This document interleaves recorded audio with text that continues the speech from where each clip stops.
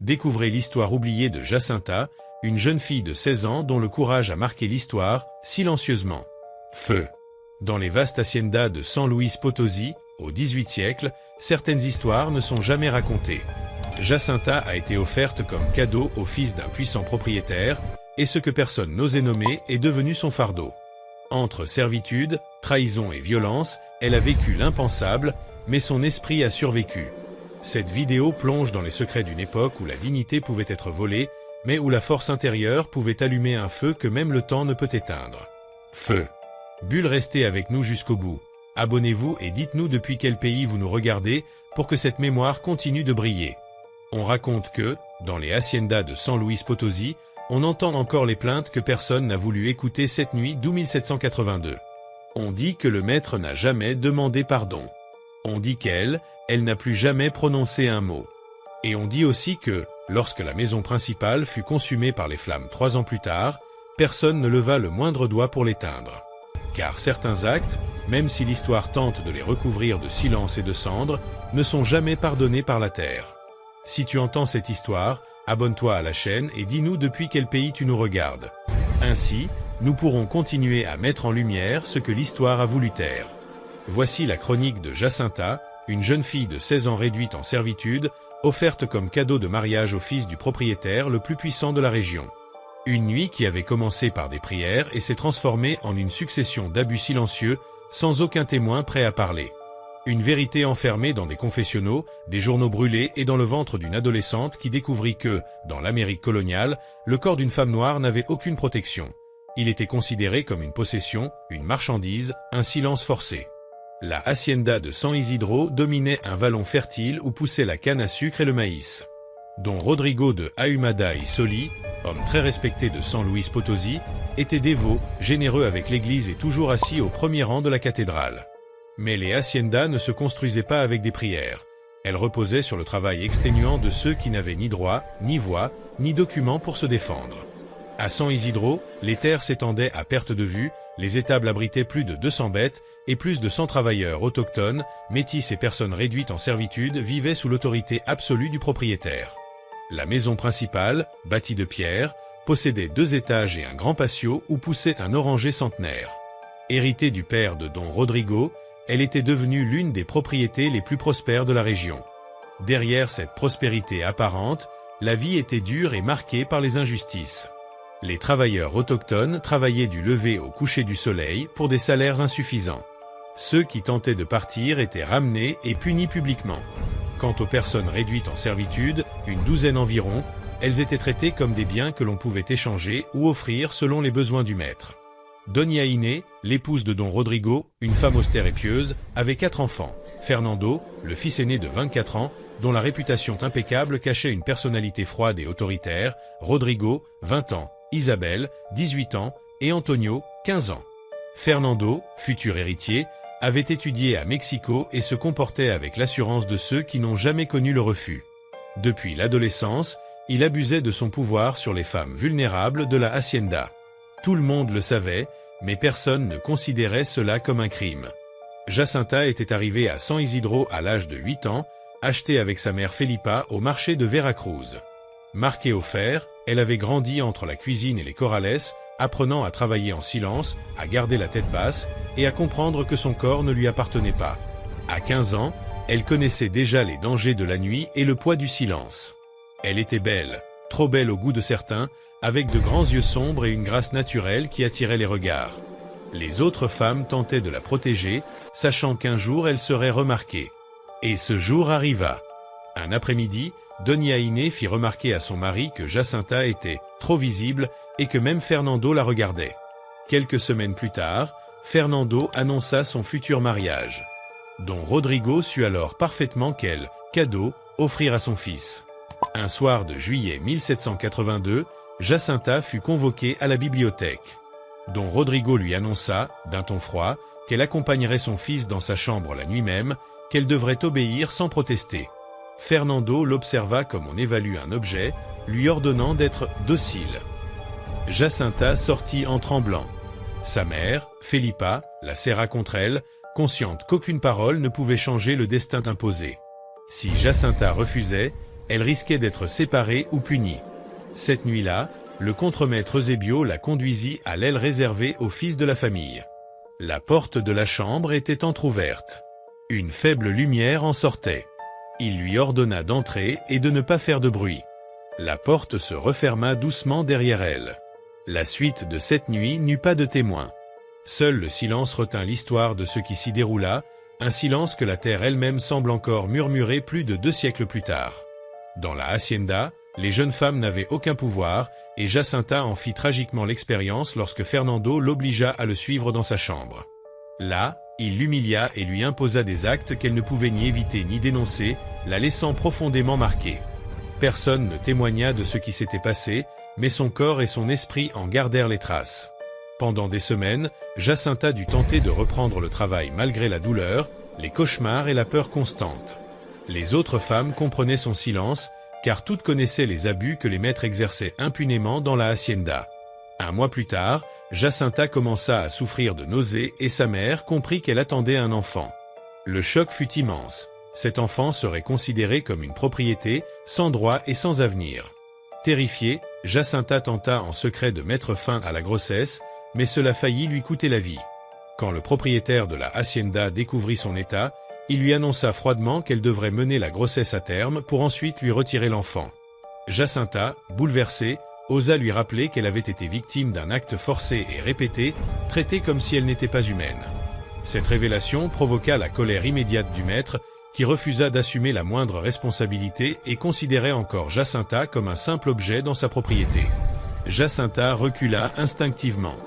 Il s'approcha d'elle, le visage rouge de colère, et pour un instant, elle crut qu'il allait la frapper. « Fais attention à tes paroles », dit-il d'une voix basse et menaçante. « Tu n'as pas été violée, tu as été utilisée, c'est différent.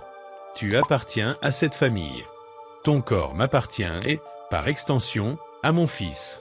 Tu n'as pas le droit de refuser ni de te plaindre. Si tu parles de cela à quelqu'un ou si tu causes des problèmes à Fernando, tu seras puni sévèrement. » Jacinta comprit quelque chose de fondamental. Il n'y avait pas de justice pour elle, pas de recours, aucune autorité à qui s'adresser. Même le père Anselmo, le prêtre qui venait dire la messe les dimanches et parlait de l'amour de Dieu et de la miséricorde, ne ferait rien pour l'aider. Dans l'ordre colonial, les esclaves n'étaient pas considérés comme pleinement humains. Leur âme pouvait être sauvée par le baptême, mais leur corps était une propriété et la propriété n'a pas de voix. Le mariage de Fernando se déroula le 12 octobre 1782 avec toute la pompe que la fortune des Ahumada permettait. La chapelle de la hacienda, petite mais magnifique, décorée de retables dorés et de sols en talavra, était remplie de fleurs blanches, d'encens et des familles les plus importantes de la région, arrivant en charrette ou à cheval depuis San Luis Potosí, Matehuala et Real de 14. Les notables, commerçants et fonctionnaires coloniaux étaient vêtus de leurs plus beaux habits. Le père Anselmo, prêtre âgé et ventripotent, officia la messe avec solennité, bénissant l'union de Fernando et Catalina. La mariée, jeune espagnole de 18 ans, pâle et délicate, ressemblait à une poupée de porcelaine avec ses cheveux blonds en boucles élaborées et une robe de soie d'une valeur inestimable. Elle ignorait tout du passé de son mari et que Jacinta, 16 ans, enceinte de Fernando, servait de l'eau pendant le banquet. Jacinta fut contrainte de travailler à la célébration, portant des plateaux entre les invités, son ventre déjà visible sous la robe ample cousue par sa mère pour dissimuler sa grossesse. Chaque fois qu'elle passait près de Fernando, elle avait l'impression que son âme s'échappait de son corps. Pour lui, elle n'existait plus. Mais Catalina la remarqua et demanda à sa belle-mère, discrètement, « Doña Inés, cette jeune fille est-elle enceinte ?» Sans émouvoir, Doña Inés répondit, « Oui, cela arrive parmi les esclaves. Mais ne t'inquiète pas, nous vendrons l'enfant dès sa naissance. » Catalina acquiesça, inconfortable, sachant qu'il ne lui appartenait pas de remettre en question l'ordre de la hacienda. Cette nuit-là, alors que Fernando consommait son mariage dans la même chambre où il avait violé Jacinta, celle-ci pleurait seule sur son lit de paille, sa mère la berçant et murmurant des mots sans effet consolateur. « Un jour, ma fille, cela finira », chuchota Felipa. Mais Jacinta ne croyait plus en un jour. Elle croyait seulement au désespoir, à l'humiliation et au fait que sa vie ne serait jamais la sienne. Les mois passèrent avec une lenteur insupportable.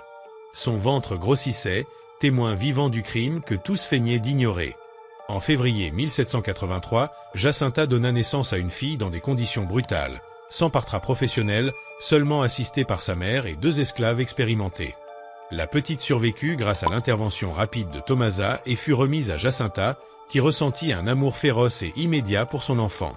La fille, d'un teint légèrement plus clair, aux traits mêlés, aux yeux fermés et aux poings serrés, incarnait la violence de son père et l'espoir de sa mère. Mais l'espoir dura à peine 3 jours. Au 4e jour, Don Rodrigo arriva avec un marchand d'esclaves qui proposa d'acheter l'enfant. Jacinta s'accrocha désespérément à sa fille, suppliant et pleurant, mais elle fut arrachée de ses bras. Sa mère et les autres esclaves ne purent intervenir sous peine de punition. Après le départ de l'enfant, Jacinta resta vide et silencieuse, incapable de réagir. Elle tenta même de se suicider, mais fut sauvée par sa mère. Dès lors, Jacinta vécut comme un automate, accomplissant ses tâches sans expression ni émotion, son regard vide comme celui d'une âme perdue. Les autres esclaves murmuraient qu'elle avait perdu son âme, volé avec sa fille, et qu'elle ne serait plus jamais la même. Dans le silence, au plus profond de sa douleur, quelque chose de plus sombre grandissait. Ce n'était ni folie ni résignation, mais une haine concentrée, patiente, une flamme de vengeance. Le 4 août 1785, exactement 3 ans après cette nuit dans la chambre de Fernando, la maison principale de l'Hacienda San Isidro brûla jusqu'aux fondations. Personne ne sut officiellement comment le feu avait commencé. Certains affirmèrent qu'une bougie mal éteinte dans la bibliothèque en était la cause, d'autres que les braises du foyer avaient enflammé les rideaux. De la cuisine. Le père Anselmo, dans son rapport envoyé à l'évêché, parla d'un accident malheureux, d'un châtiment divin pour les péchés non confessés de la famille. Mais tous s'accordèrent sur un point troublant, personne ne fit rien pour éteindre l'incendie. Les domestiques observaient les flammes depuis la cour avec des expressions neutres, presque satisfaites. Les ouvriers indigènes restèrent immobiles, les seaux d'eau en main, regardant le feu dévorer les pièces où ils avaient été humiliés pendant des années. Le majordome Eusebio cria des ordres que personne n'obéit, et lorsqu'il tenta de frapper l'un des ouvriers pour le forcer à agir, il reçut un coup qui le laissa inconscient au sol. Don Rodrigo mourut brûlé dans sa chambre, pris au piège par les poutres du plafond qui s'effondrèrent sur lui pendant son sommeil. Ses cris retentirent plusieurs minutes avant que la fumée ne l'étouffe pour toujours. Doña Inés réussit à s'échapper par une fenêtre, mais son visage et ses mains furent gravement brûlés. Elle passerait le reste de sa vie cachée, priant dans une cellule de couvent, tourmentée par ses cicatrices et ses souvenirs. Fernando et Catalina étaient à Mexico lors de l'incendie, en visite chez la famille de cette dernière, et survécurent donc. Mais lorsqu'ils revinrent 3 semaines plus tard et virent les ruines fumantes, ils comprirent que tout avait changé. Ils n'étaient plus invincibles, plus intouchables. L'ordre qu'ils croyaient éternel commençait à se fissurer. Jacinta ne fut jamais accusée. Il n'exista aucune preuve qu'elle ait allumé le feu et aucun témoin ne déclara contre elle. Mais les autres domestiques savaient. Sa mère savait, et elle savait. La nuit précédant l'incendie, Felipa l'avait trouvée dans la cuisine après minuit, en train de préparer des chiffons imbibés d'huile. Lorsqu'elle lui demanda ce qu'elle faisait, Jacinta, qui ne parlait plus depuis 3 ans, la regarda avec des yeux durs et répondit d'une voix rauque « Je veux voir tout brûler ». Felipa aurait dû l'arrêter, l'avertir, mais elle hocha lentement la tête et dit « Alors que tout brûle, ma fille, ne laisse rien ». Et tout brûla. Après l'incendie, Fernando vendit ce qui restait de l'Hacienda San Isidro à un commerçant de Zacatecas et s'installa définitivement à la capitale. Il ne revint jamais à San Luis Potosí, ne s'enquit jamais de Jacinta ni des autres domestiques. Avec Catalina, il eut 5 enfants, devint conseiller municipal de Mexico et mourut en 1821, riche et respecté, sans jamais payer pour ses actes. Jacinta vécut 11 années supplémentaires après l'incendie. Elle fut vendue, avec sa mère, à une hacienda plus petite près de Guadalupe, où le travail était plus dur et les rations plus maigres. Elle ne retrouva jamais complètement la parole, ne sourit plus jamais et ne sut jamais ce qu'il était advenu d'Espérance, si elle avait survécu, été bien traitée ou connu un moment de bonheur. Elle mourut en 1796, à 33 ans, de fièvre et d'épuisement. Son corps fut enterré dans une fosse commune, sans pierre ni cérémonie, comme il convenait aux domestiques. Elle ne laissa ni descendance, ni lettres, ni témoignages écrits, mais la mémoire de Jacinta persista, transmise de génération en génération parmi les servantes comme avertissement et consolation. L'histoire de la jeune fille qui fut utilisée et marqua le destin de tous ceux autour d'elle. Les années passèrent, mais le souvenir de Jacinta ne s'éteignit jamais dans les murmures des domestiques. On racontait son histoire à voix basse, comme une légende de courage et de revanche silencieuse. Son geste avait marqué les esprits, révélant que même les plus opprimés pouvaient laisser une empreinte, invisible aux puissants mais gravée dans la mémoire collective. Les flammes de San Isidro étaient devenues le symbole d'un renversement invisible mais réel. L'illusion de l'invincibilité avait disparu, et avec elle, le sentiment de toute puissance de la famille. Même si l'histoire officielle ne mentionnait jamais Jacinta, sa voix résonnait dans les couloirs des haciendas et dans le cœur des générations futures. Elle incarnait la résistance silencieuse, la force que personne ne pouvait dominer. Et si personne n'écrivit son nom dans les livres, ceux qui écoutaient ses récits comprenaient qu'elle avait laissé un héritage bien plus puissant que toutes les richesses ou titres. La mémoire de la dignité retrouvée et de la justice différée, mais inévitable. Ainsi, Jacinta demeura dans l'ombre des documents officiels, mais vivante dans la conscience de ceux qui savaient observer et se souvenir, rappelant que même dans l'obscurité la plus profonde, une étincelle de courage peut allumer un feu que rien ni personne ne peut éteindre. Au fil des années, la légende de Jacinta continua de se transmettre parmi les servantes et les ouvriers. Chacun y ajoutait sa propre nuance, mais le cœur de l'histoire restait le même. Celui d'une jeune fille qui, dans le silence de sa souffrance, avait trouvé un moyen de faire entendre sa voix et de transformer la douleur en force. Elle devint un symbole discret mais puissant de résistance, un rappel que l'injustice, même masquée par le temps et le pouvoir, ne pouvait jamais totalement effacer ceux qui avaient subi et survécu dans leur esprit. Même dans l'oubli des livres officiels et des registres, Jacinta vivait dans les mémoires des générations suivantes. Ses actions silencieuses avaient ébranlé l'autorité de ceux qui croyaient tout contrôler et avaient montré que la véritable puissance ne réside pas dans la richesse ou le titre, mais dans la capacité de préserver sa dignité et de résister, même quand tout semble perdu. Ainsi, l'histoire de Jacinta devint plus qu'un récit tragique. Elle devint un héritage moral, un avertissement et une inspiration pour ceux qui, face à l'oppression, cherchent encore le courage de ne pas se taire. Les flammes de San Isidro n'étaient plus seulement un souvenir de destruction, elles étaient le symbole d'un éveil, d'une justice invisible mais inévitable, portée par ceux que l'on croyait insignifiants, mais qui avaient trouvé le moyen de laisser leur marque sur l'histoire. Deixa eu tirar da página avulsa, que é mais fácil.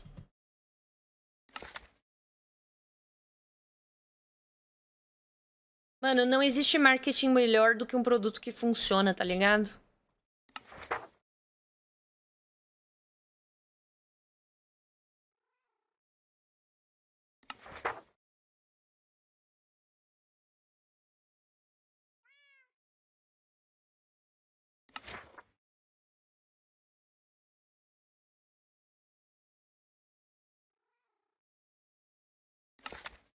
Aí.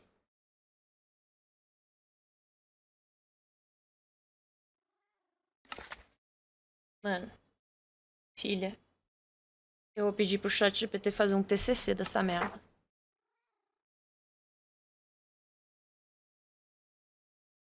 Nós vai usar física pra dar um jeito nisso aqui. Mas eu acho que o banho de temperaturas diferentes é uma solução. Uma das. Tá, deixa eu pegar o texto aqui agora. Copia pra mim o texto. Muito obrigada.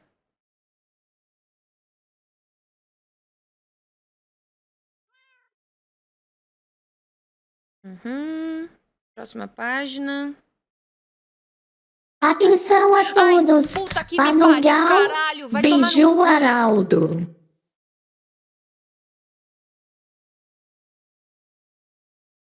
Filha.